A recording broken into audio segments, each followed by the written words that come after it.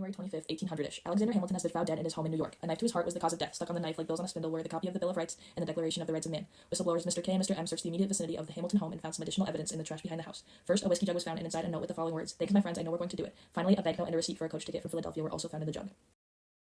I just have one question for you. Did you murder your husband? Detective, my husband just died, and I'm really emotional, and you're asking me if I murdered my husband? Well, he did cheat on you, very publicly. And he wasn't doing very well financially either. That's water under the bridge now. You think I care about that he's dead? It doesn't matter. He could manage a country's wallet, but not his own. I know we had some rough patches, but I would never kill my husband. Yeah, well, how do you plan on proving your innocence? What's your alibi? My alibi?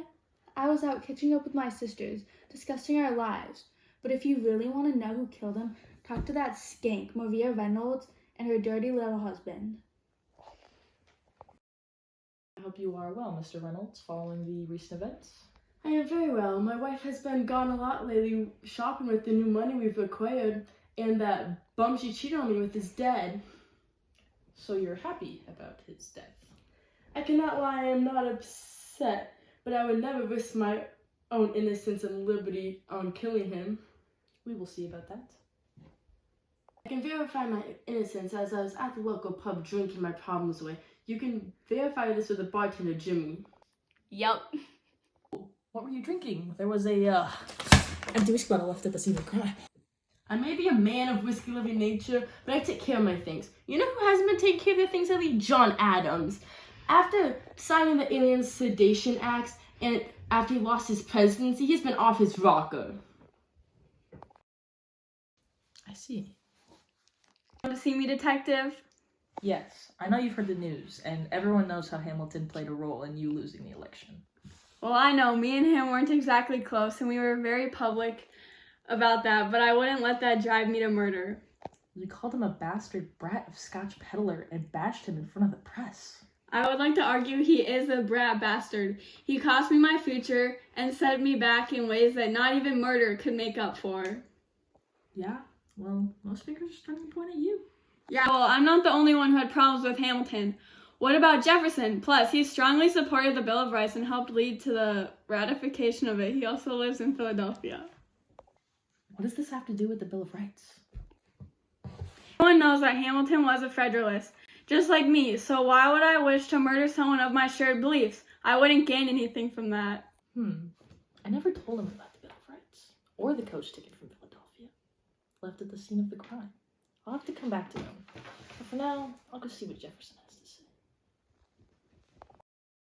Where were you on the night of the murder? I was in Philadelphia. I still have my ticket if you want proof of that. Shoot, it seems I have misplaced my ticket, but I swear I was in Philadelphia. What a coincidence. There was a ticket left at the scene of the crime from Philadelphia. Well, I was in Philadelphia at the time, so I couldn't have been there. Well, you have no proof of that, and didn't you two get into a pretty heated argument recently? You are an absolute failure to this country. You're an absolute failure of a president. Your little hippie attitude is getting us nowhere and driving us to the ruins. This small military nonsense is ridiculous. Well, sorry, I don't want to go to war with everybody again. If we had it your way, we would be at war with every single other country in this planet, just for little mistakes. George Washington's freaking grandmother could have run this country better than you are right now. You are a positively dumb leader. What kind of leader wishes to diminish its central government? And just to promote some rural redneck farmers? The people don't want another monarchy. We made America to get away from that, you elitist snob. You are a power-hungry monarchist, and half the country can't tell your speeches apart from that of King George III's. You know why? Because I have to make up for your dumb, idiotic financial mistakes. You incompetent. Incompetent? How can you run a whole bank and still be broke? You can't even afford the common sense not to cheat on your own wife. Don't bring my wife into this right now. You are the most corrupt person. If it was up to you, this country would be run solely on bribery. I know I have said and done things that I am not proud of, but I am not about to let somebody drag my name through the mud. I know I've made mistakes, but I like to believe I have also helped this country grow. And I would never kill someone because of different beliefs. That's what makes us America. We, the people, strive for freedom of expression, and if I murdered him, it would go against everything that I stand for, everything that I fought for. If I committed that horrible act, how could I call myself a president of the United States of America?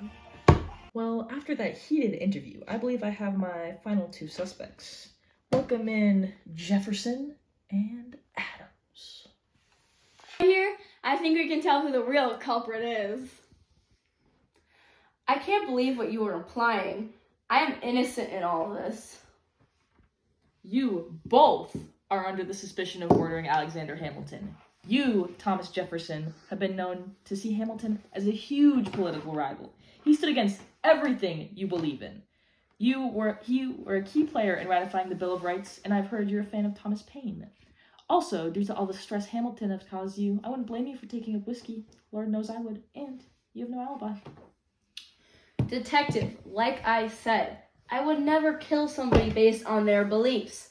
And I am the president of the United States. I do not have time for petty murder. I'm busy. True, John Adams. Where did you say you were on the night of the murder again? You have no alibi, and you have mysterious knowledge of the clues found on the scene. Well, I was in Philadelphia for a conference, so I couldn't have killed him.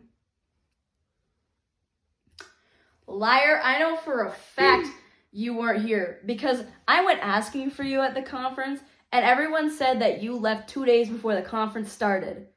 Well, you see, You killed Hamilton. You wanted revenge because he prevented you from being president. He stood up against you. You thought he was your friend, but then he sabotaged your re-election campaign because you had different visions for the nation. You were mad about the right of man. You probably saw him as a threat to the Republic himself and killed him in cold blood. I never meant for it to go that far. He mocked me and publicly humiliated me in front of the whole country. He destroyed everything I worked for. I only wanted to scare him, but he wouldn't stop talking, so I made sure he never would again. John Adams, you are under arrest for the murder of Alexander Hamilton. Thank God!